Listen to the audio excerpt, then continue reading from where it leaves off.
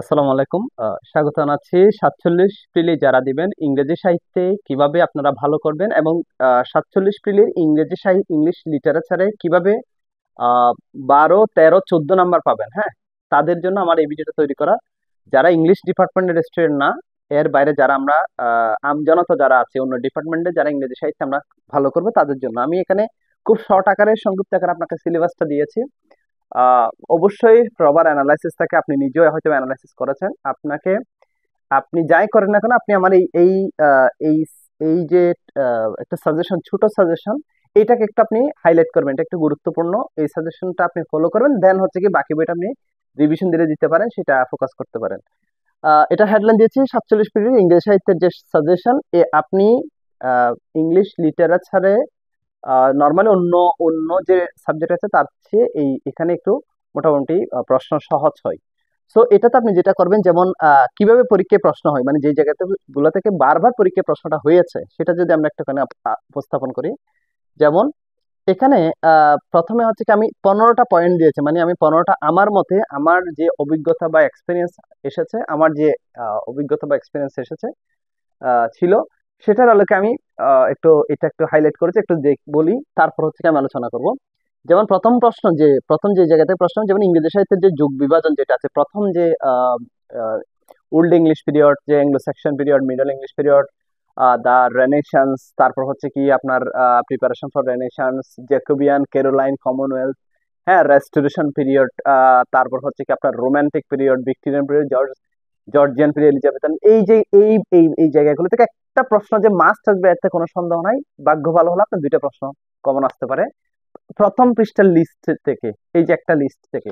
তাহলে যুগ বিভাজন থেকে একটা প্রশ্ন আসবে। সেকেন্ড হচ্ছে কি লিটারারি টার্মস কি, যে ধরেন সিমিলি কি, মেটাফোর কি, তারপর হচ্ছে কি আপনার এলিটারেশন কি, হ্যাঁ, তারপর হচ্ছে কি হাইপারবোল কি, এই টাইপের যেগুলো আছে এখান থেকে হচ্ছে কি লিটারারি টার্মস থেকে হচ্ছে কি একটা প্রশ্ন, ভাগ্য ভালো হলে দুইটা প্রশ্ন আসতে পারে। দুইটা জিনিস গেল। 3 নম্বর হচ্ছে কি উইলিয়াম শেক্সপিয়ার। ইংরেজি সাহিত্যের যতগুলা পরীক্ষা হয়েছে আর কি, যতবার বিসিএস এর প্রিলি হয়েছে, উইলিয়াম শেক্সপিয়ারকে অ্যাভয়েড করে কোনো প্রশ্ন এসেছে 15টা, এরকম কখনো হয়নি। সো উইলিয়াম শেক্সপিয়ার থেকে একটা প্রশ্ন দিবে, তবে সেই প্রশ্ন কিছুটা হলেও আপনাকে একটু, দুইটা প্রশ্ন দিতে পারে উইলিয়াম শেক্সপিয়ার থেকে। একটা প্রশ্ন আপনাদের জন্য খুবই সহজ হবে, আর একটা প্রশ্ন যেমন জন্ম মৃত্যু, উইলিয়াম শেক্সপিয়ারের উপাধি, তারপর হচ্ছে কি উইলিয়াম শেক্সপিয়ারের তার যে লেখনীগুলো আছে, ট্রাজেডি, কমেডি, এই জিনিসগুলো, এবং উইলিয়াম শেক্সপিয়ারের যে কোট গুলো আছে, কোটেশন গুলো আছে সেখান থেকে। আর উইলিয়াম শেক্সপিয়ারের যে সাহিত্যকর্ম আছে সেখান থেকে প্রশ্ন হতে পারে। তো William Shakespeare ins and outs, কোনো ধরনের ল্যাকিংস, কোনো ধরনের ফাঁকা রাখা যাবে না, এটা ভালো করে পড়তে হবে। 3টা 4টা প্রশ্ন গেল। 4 নম্বর হচ্ছে কি নোবেল পাওয়া সাহিত্যকর্ম। আপনি একটু দেখবেন খেয়াল করে, ইংরেজি সাহিত্যের লিটারেচারের মধ্যে যে যে ব্যক্তি বা সাহিত্যিক যারা আছে, ইংরেজি সাহিত্যের যে যে ব্যক্তি বা সাহিত্যিক যারা আছেন, যে ব্যক্তিগুলা ইংরেজি সাহিত্যে নোবেল পেয়েছেন, ওই নোবেল পাওয়া ব্যক্তিরাই মূলত ব্যক্তিদেরকে বেশি আহ পরীক্ষায় প্রশ্ন আসছে। তাহলে আপনি সাহিত্যকর্ম বা ব্যক্তি হিসাবে কবি যেগুলাকে পড়বেন তার মধ্যে নোবেল পাওয়া সাহিত্যকর্মটাকে একটু বেশি ফোকাস করবেন। তারপরে হচ্ছে কি যে বিষয় জর্জ বার্নার্ড শ, আপনারা জানেন, যেমন ম্যান এর সুপারম্যান, হ্যাঁ, এই টাইপের যে ইয়াগুলো আছে। তো জি বিষয়, তারপর হচ্ছে কি ক্রিস্টোফার মার্লো, উইলিয়াম ওয়াটসওয়ার্থ, এটা হচ্ছে কি আপনার আহ William Wordsworth, PB Shelley, ST Coleridge, John Keats, এরা কিন্তু একই জায়গার একই সময়ের কবি। তো এই এই আহ, এই কবিদের, মানে তো যেটা রোমান্টিক পিরিয়ডের কবি, হ্যাঁ, এই কবিদের জায়গা থেকে অনেক বেশি প্রশ্ন আসছে। যে জন কিটস থেকে একটা প্রশ্ন, যেমন পোয়েট অফ বিউটি বলা হয় কাকে, পোয়েট অফ নেচার বলা হয় কাকে, এই যে এসটি কলারেস, তারপর হচ্ছে কি PB Shelley, Samuel Taylor Coleridge, Percy Bysshe Shelley, William Wordsworth, হ্যাঁ, যে এই জায়গাগুলো থেকে প্রশ্ন বেশি হয়। তারপর হচ্ছে কি Francis Bacon, Charles Dickens, Burton Rasel, Robert Browning, Henry fielding. 15 জন ব্যক্তি আমি এখানে হাইলাইট করেছি। আহ, আমি এ পর্যন্ত আমার অভিজ্ঞতা থেকে এটা বলতে পারি যে এই জায়গাগুলো থেকে ওরা বেশিরভাগই প্রশ্ন দিয়েছে। আপনি যখন ইংরেজি সাহিত্যে যখন বইটা নিবেন, আমি যদি শরীফ স্যারের বইটা নিই, হ্যান্ডবুক অফ ইংলিশ লিটারেচার, এই বইটা সবাই পড়ে ইংরেজি সাহিত্যের জন্য।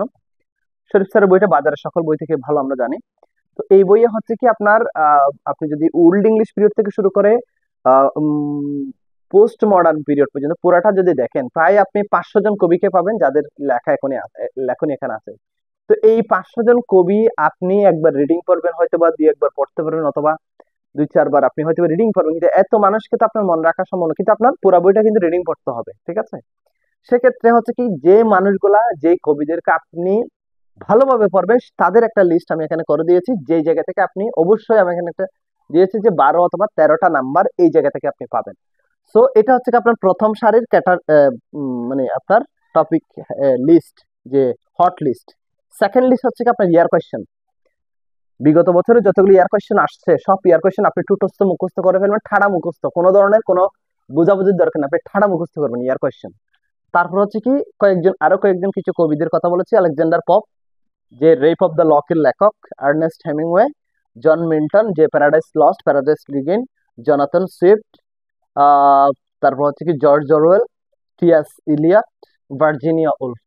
এই যে 3 জন, এখানে হচ্ছে কি 3-6-7 জন ইয়ার কোয়েশ্চেন, আর হচ্ছে যে 15 জন, তাহলে 500-600 জন কবি থেকে আপনাকে মোটামুটি 15 জন কবিকে কি করা হয়েছে, একেবারে ফিক্সড করে দেওয়া হয়েছে।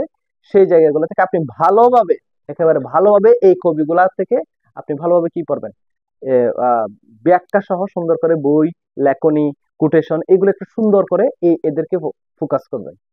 তাহলে ইংরেজি সাহিত্যে আপনার যদি ভাগ্য ভালো হয়, প্রশ্ন যদি একটু সহজ করে, ধরেন ল্যাঙ্গুয়েজ একটু কঠিন করে দিল, লিটারেচার একটু সহজ করে দিল, সেক্ষেত্রে স্যার আপনি 12 বা 13 বা 14 বা 15 পেয়ে যেতে পারেন, ঠিক আছে? একটা নাম্বার হয়তো বা আপনি একটু কঠিন করে দিতে পারে, যারা ইংরেজি সাহিত্যের স্টুডেন্ট তারা ওই প্রশ্ন পারবে, ইংলিশ লিটারেচারের বাইরে যারা স্টুডেন্ট আছে তারা ওই প্রশ্ন না পারারও না নাও পারতে পারে। কিন্তু অ্যাজ এ কমন সাজেশন হিসাবে আপনার হয়তো আপনার এমনও ধারণা থাকতে পারে যে ভাই এই সাজেশন তো সবাই দেয়, বইও দেওয়া আছে বা আদার্স এও দেওয়া আছে, থাকতে পারে, কিন্তু আমার অডিয়েন্স যারা আছেন আমি তাদের উদ্দেশ্যে আমার এই ভিডিওটা মূলত তৈরি করা। আপনি ইংরেজি সাহিত্যে 47 প্রিলিতে ভালো নাম্বার তোলার জন্য, এই 15তে যাতে আপনি 13-14 পান, 12-13-14 এর নিচে যাতে না আসে, এই নাম্বার পাওয়ার জন্য 15তে আপনাকে এই জিনিসটা অ্যাপ্লাই করতে হবে। আশা করি এই জায়গা থেকে আপনি অবশ্যই ভালো একটা নাম্বার ক্যারি করতে পারবেন। 47 প্রিলিতে ইংরেজি সাহিত্যে আপনি সবচেয়ে সর্বোচ্চ নাম্বার পাবেন সেই প্রত্যাশা ব্যক্ত করে আমার ইংলিশ লিটারেচারের সাজেশনমূলক ভিডিওটা এখানে শেষ করছি। ইনশাল্লাহ পরে কথা হবে নতুন কোনো দিনে, নতুন কোনো ভিডিওতে। আল্লাহ হাফেজ, আসসালামু আলাইকুম।